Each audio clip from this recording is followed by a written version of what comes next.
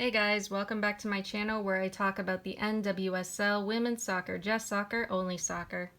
Before I get into the video, Merry Christmas and Happy Holidays to all of you, your families, your friends, your pets. Anyway, yeah, I'm getting to this video very late because the thing is, when the news about this came out, it was during the middle of me and my family preparing for the holidays. It was around the time where other people were preparing for the holidays. And at the same time, I was dealing with some new ink, aka healing a new tattoo. I decided to wait till after the holidays to cover this, mainly because I wanted to go into this with a much clearer head, and I wanted my tattoo to be healed. That being said, the NWSL expansion draft and the NWSL 2022 draft has already happened like a couple weeks ago. I'm happy with the new players coming on to OL Reign. I'm looking forward to seeing how these players perform in the NWSL 2022 season. I'm especially excited for Jani Kajan, Ryan Brown, and Phoebe McLernon. Goalkeeper Claudia Dickey seems cool too. Ella Diedrich was traded to the Houston Dash, so hopefully Claudia Dickey will be able to get some playtime since the starting keeper position won't be as congested. Anyway, I'm not here to talk about OL Reign's draft picks. I'll leave a link in the description below if you want to see the video I did discussing the new players coming on to the OL Reign. So, while I and others are somewhat happy with our club's selection of new players, the same can't be said for fans of the Portland Thorns and the North Carolina Courage. I'm not going to be discussing the new player coming on to the North Carolina Courage, but I will discuss it in my next video. Anyway, the Portland Thorns signed University of South Florida forward Sydny Nasello. And while Portland fans and NWSL fans have uncovered some transphobic and misogynistic tweets on her Twitter account, while she herself hasn't come out and said anything transphobic or misogynistic, she seems to support those ideas and beliefs based on who she follows and what she's been retweeting.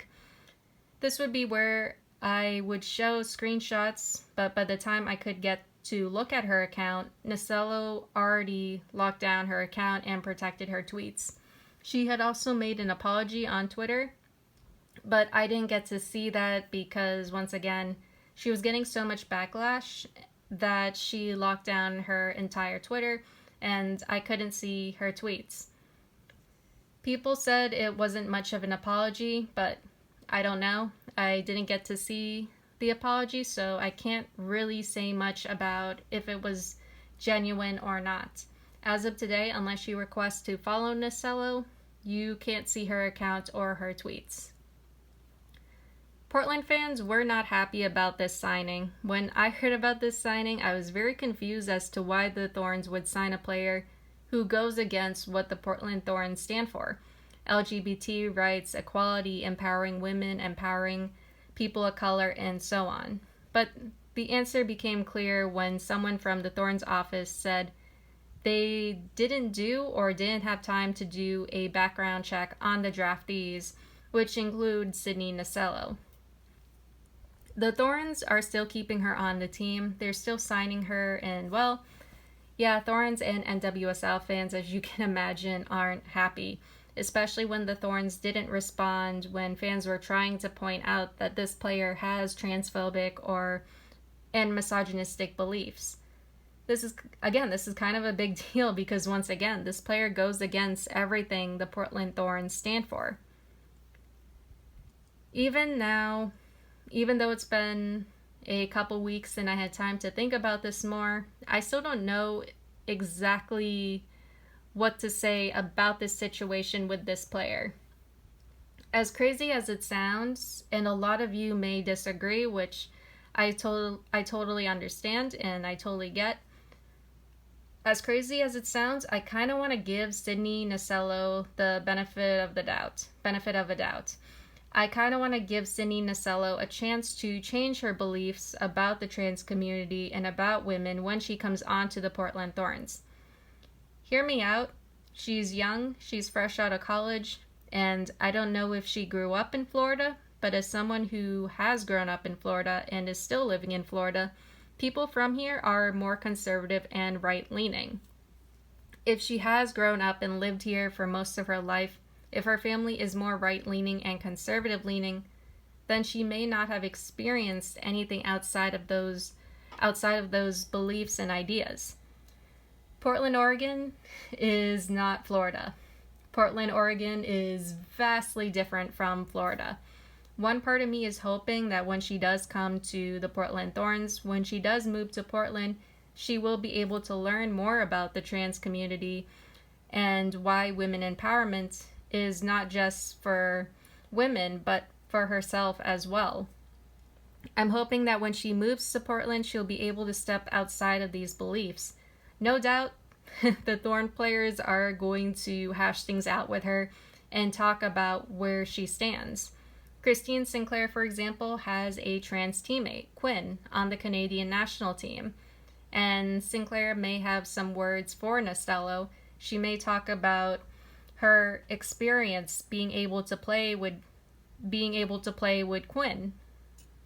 Then there's Lindsay Horan, Crystal Dunn, Becky Sauerbrunn, Nadine Ungerer, Bella Bixby, and other women on the team that may help her and guide her and show her what it means to be empowered as a woman.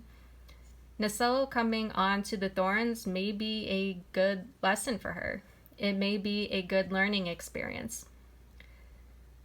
However, while this does seem like a good learning experience for Nasello and could help her build character, it's important to note that Nasello has to be willing to learn.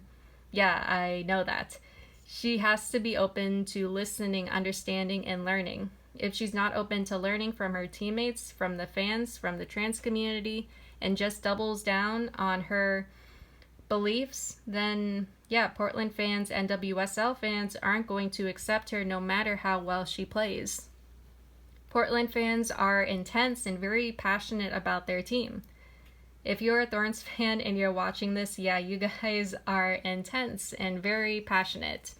As a Reign fan, I appreciate it, and it makes the OL Reign Portland Thorns rivalry more fun. Not only that, Thorns fans also don't take kindly to homophobia, transphobia, racism, misogyny, and so on, and they will call it out during the games. I bet you anything that's what's gonna happen as soon as Nasello steps onto the field.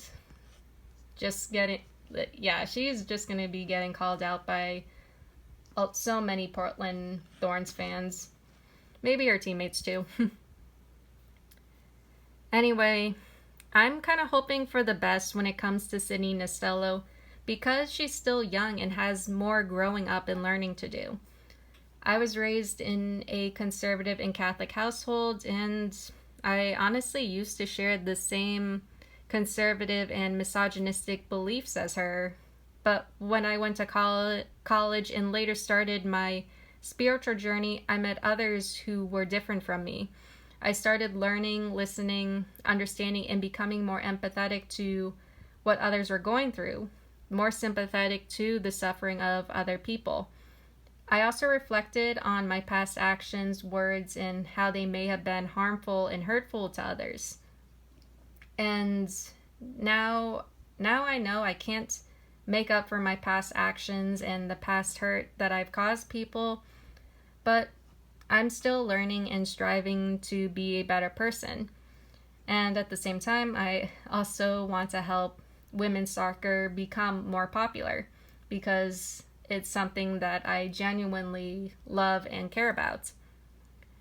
Anyway, I want to end this saying that I'm not Sydny Nasello, and Sydny Nasello isn't me. If she does double down on her beliefs and isn't open to learning, then there's nothing the Portland Thorns fans, and WSL fans, her teammates, can do. You can't change someone who doesn't want to change. You can't teach or educate someone who doesn't want to learn. At the end of the day, it's up to Sydny Nasello. It takes effort, compassion, and a willingness to listen and be open to people who are different than you.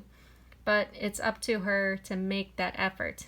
If she doesn't do it, then so be it. You can't force someone to change, nor is it your job to do so. Anyway, that is all I have for you guys today or tonight. I will get to the North Carolina Courage in my next video. That being said, I'll see you all in the next one. Later.